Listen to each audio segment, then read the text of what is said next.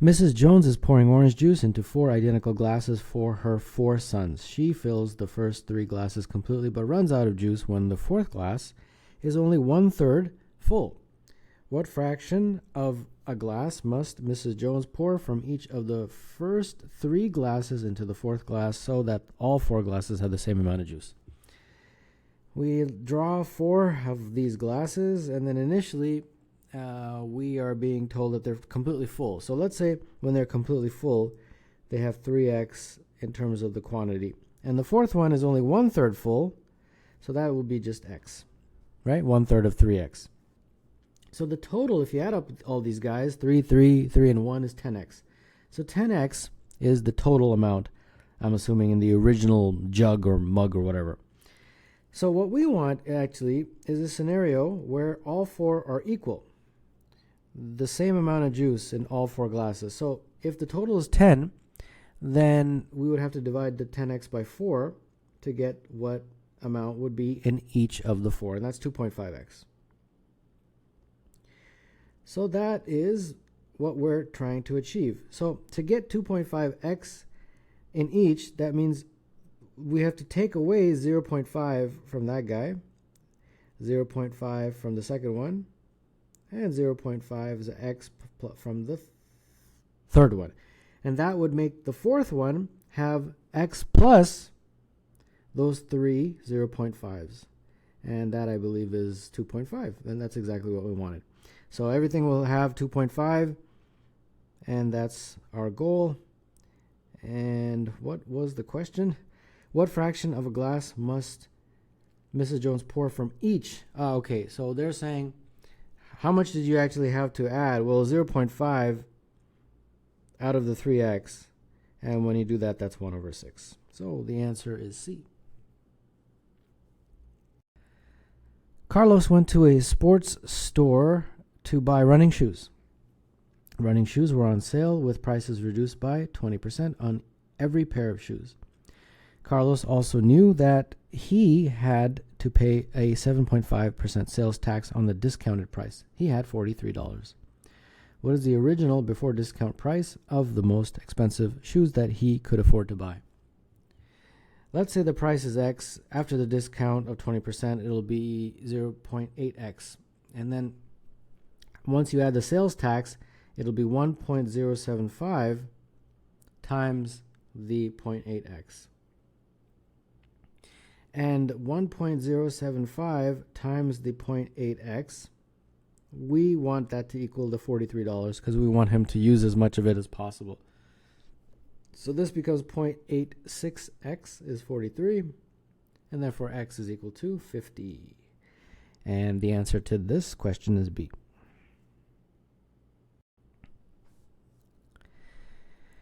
A 3, 4, 5 right triangle is inscribed in circle A. A 5, 12, 13 right triangle is inscribed in circle B. What is the ratio of the area of the circle A to the area of circle B? I don't know what these circles are like, but I'm assuming that one is bigger than the other. Okay, so if they're right triangles, then they obviously would have this right angle. And therefore, this would be 5, 3, and 4. Now, what's interesting is that if you draw a triangle like that in a right angle, that means that this is the diameter, this line. So this radius is 5/2, because 5 was the diameter. In a very similar way, if you draw a right triangle in that guy, and it's a 5, 12, 13. So 5, 12, 13. Again, this 13 is the diameter, so this radius is 13/2. So that's how you figure out. That's a property that if you draw a triangle, a right triangle inside a semicircle, it would fit like this, so that this is the diameter and then the right angle is there. Okay, so what are they asking for? The ratio of the area of the circle A. This is circle A and this was circle B, right? So circle A is pi r squared, so it's pi 5/2 squared. And then circle B is pi 13/2 squared. The pi's cancel, you get 25/4 over 169/4. And this is 25/169. So that would be D.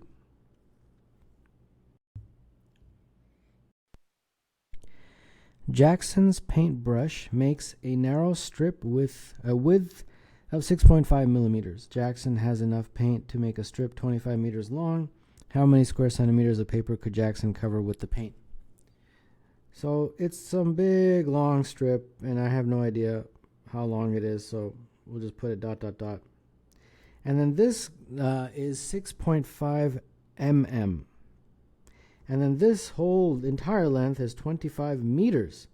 So because we have different units, I'm going to first change it to centimeters, because that's what the answer choices are in. So this would be 6.5 divided by 10 centimeters, which I believe is 0.65. Well, let's just keep it like that. And then this would be 25 times 100 centimeters. Yeah. So the square centimeters is referring to the area. So the area of that big long rectangle will be length times width, which is 6.5 over 10 times 25 times 100. So that looks to me like 6.5 times 250, and that would be 1625 square centimeters. So that, I believe, is choice C.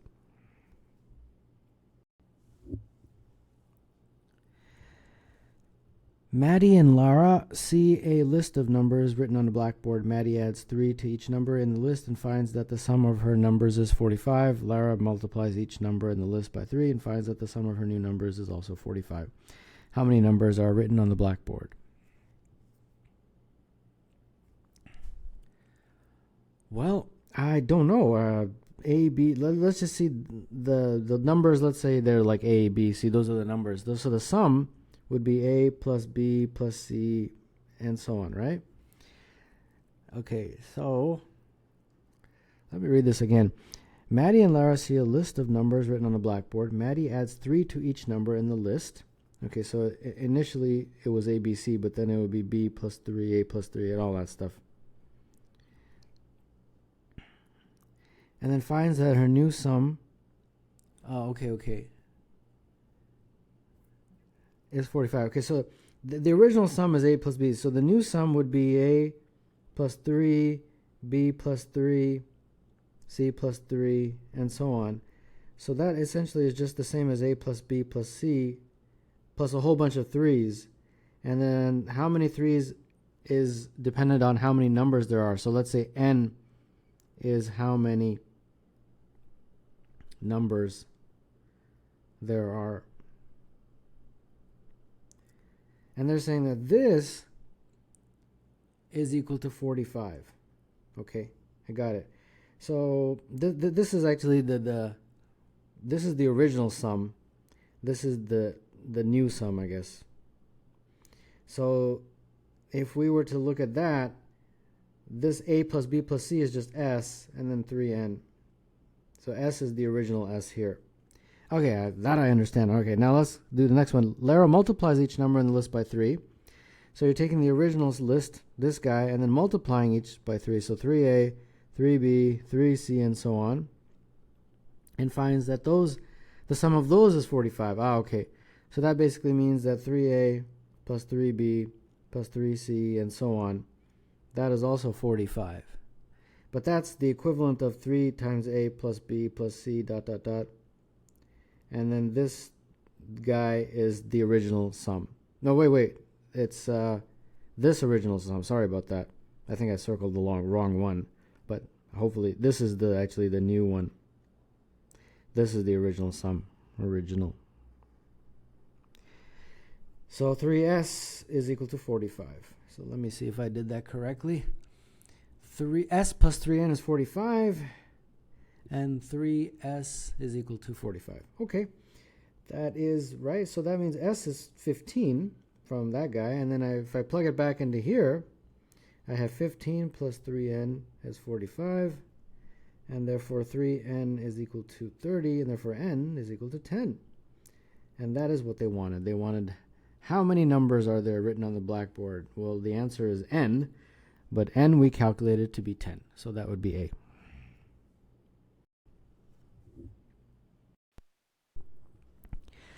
Let L1 is equal to 1, L2 is equal to 3, and Ln plus 2 is equal to Ln plus 1 plus Ln for n greater than or equal to 1. How many terms in the sequence L1, L2, and so on until L2, 0, 2, 3 are even?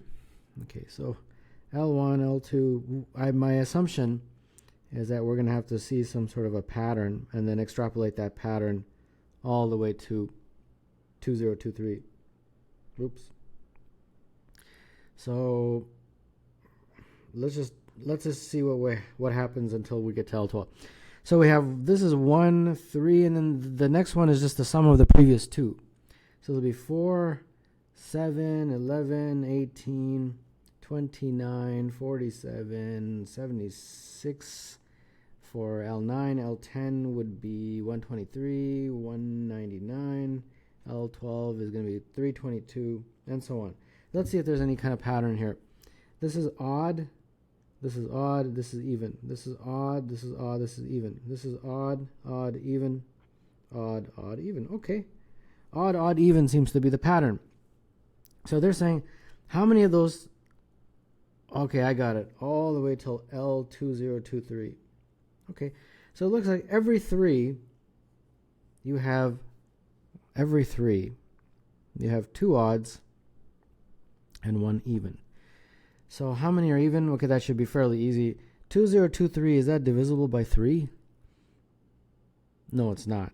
But 2022 is divisible by 3. That's 674. So for every 3, you're going to have one even. So since there's 674 groups of 3, there's going to be 674 even. And then the 2023 guy is going to be odd because that's going to be the start of a new group of 3. So I'm pretty sure 674 is the answer, and that would be choice E.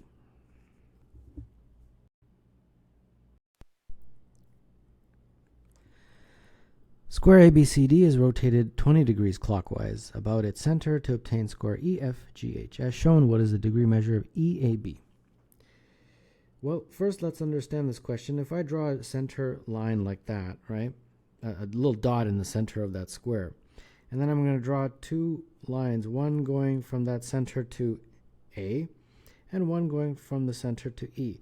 So when they rotated this 20 degrees, what they really did was rotate from there to there. So that little guy in there, that angle is 20 degrees. Got it? Whereas this was the center. We can call it C. Well, there's a C here. So apparently not. Let's just call it O, I guess. Whatever you want to call it. That's the center of the square.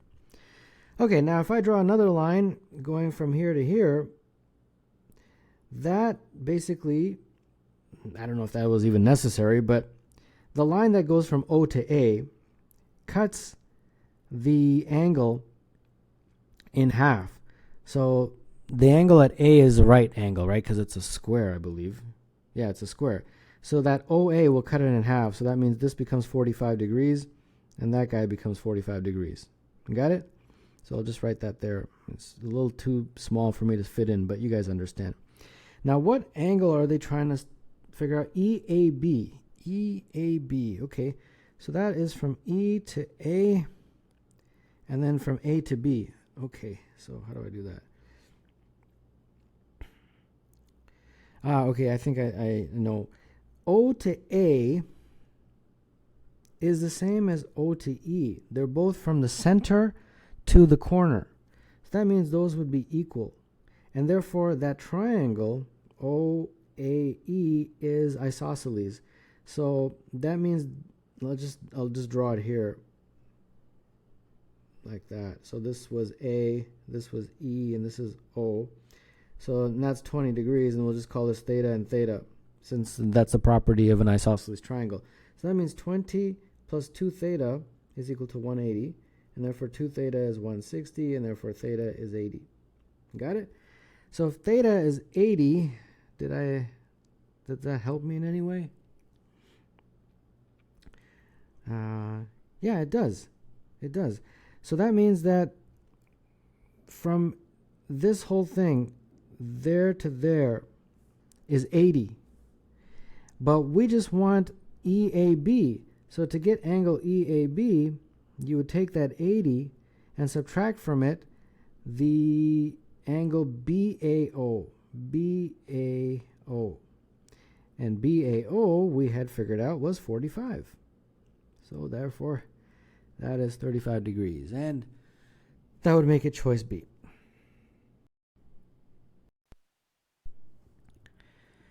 What is the units digit of 2022 to the power of 2023? 2023 to the power of 2022. Since we're only considering the units digit, we can just consider the units digit of those two numbers. It makes it a lot easier, I think. So 2 to the power of 2023, 3 to the power of 2022. And then in these questions, you've probably done them before, you just look for a pattern. So look at the first, whatever, usually not too many. Let's just try the first 8 or so and see what happens. So 2, 4, 8, 16, 32, 64, 128, and 256. Now, notice the units digit, 2, 4, 8, 6. 2, 4, 8, 6. So it's a 2, 4, 8, 6 repeat. So if you extrapolate this all the way down to 2023, right? So 2022, 2021, 2022, and so on, whatever. So every multiple of 4, the units digit looks like to me like 6. So 2020 is a multiple of 4. So that's going to have a units digit of 6. And then you're going to start back up again, 2, 4, 8, 6. So 2, 4, 8, 6, like that. So the units digit of 2 to the power of 2023 is 8. So that's going to be an 8. We're just talking about units digit here. That's the only thing that we're interested in. Okay, so in the same way, you would do the 3, this guy. So 3 to the power of 1, 3 to the power of 2, 3 to the power of 3, 3 to the power of 4, and so on. Okay, so this is 3, 9, 27, 81, 243, 729, 2187, 6561, and so on, right? So let's see if there's a pattern here. 3971, 3971. Yes, there is. So every 4, it repeats. So if you extrapolate this one, 3 to the power of 3, 2022, 2021, 2022. So 3 to the power of 2022, 2022 is a multiple of 4, right? So since a multiple of 4, all multiples of 4 seem to have this units digit of 1. So this is going to have 1. And then it will start back up again. 3, 9, 7, 1, like that. So 3, 9, and so on. So this is 7. Is 9. So then when you add it, it becomes 17, and the units digit of 17 is 7. So A is the answer when you only concentrate on the units digit. The numbers 16 and 25 are a pair of consecutive positive squares whose difference is 9. How many pairs of consecutive positive perfect squares have a difference of less than or equal to 2023? Well, let's just list the first few just to get an idea of what this question is referring to, and let's see what happens. And then we're going to have to go all the way to some square. Now this is 4, the difference would be 4 minus 1, which is 3. The difference here is 9 minus 4, which is 5. Difference here, 16 minus 9, 7. 25 minus 16, 9. 36 minus 25, which I believe is 11, and so on. And then eventually, m minus 1 squared, I guess. This difference, we want it to be 2023. Because we want all of the differences to be less than or equal to 2023. And they're basically saying how many pairs of consecutive positive squares. Okay, I got it. Okay, So I think we need to first analyze that. And when you look at that, you can hopefully clearly see that it goes up by 2 every time. And I think we need to get a general term for it. So a general term for it, I think, would be, let me see here, 1 plus 2 times n minus 1. So let's see if this works. This is n equals 1, n equals 2, let's try n equals 3.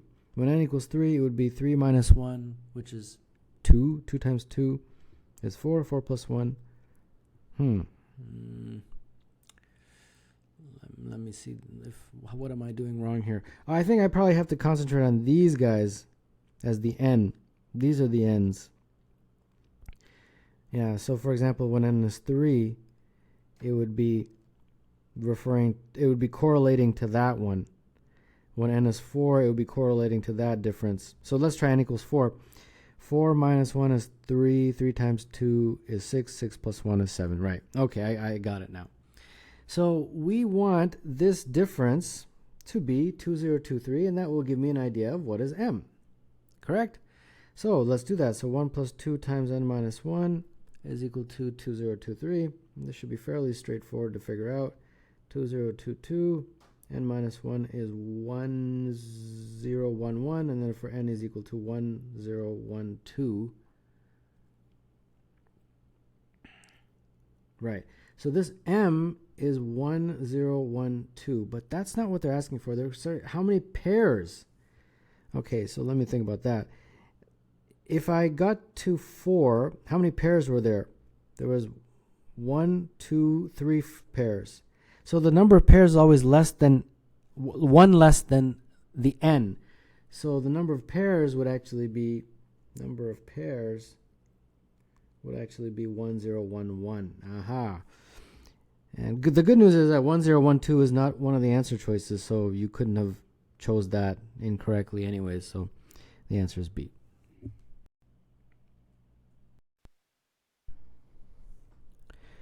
You are playing a game. A 2x1 rectangle covers 2 adjacent squares of a 3x3 grid of squares. But you are not told which 2 squares are covered. Your goal is to find at least one square that is covered by a rectangle. A turn consists of you guessing a square after which you are told whether the square is covered by a hidden rectangle. What is the minimum number of turns you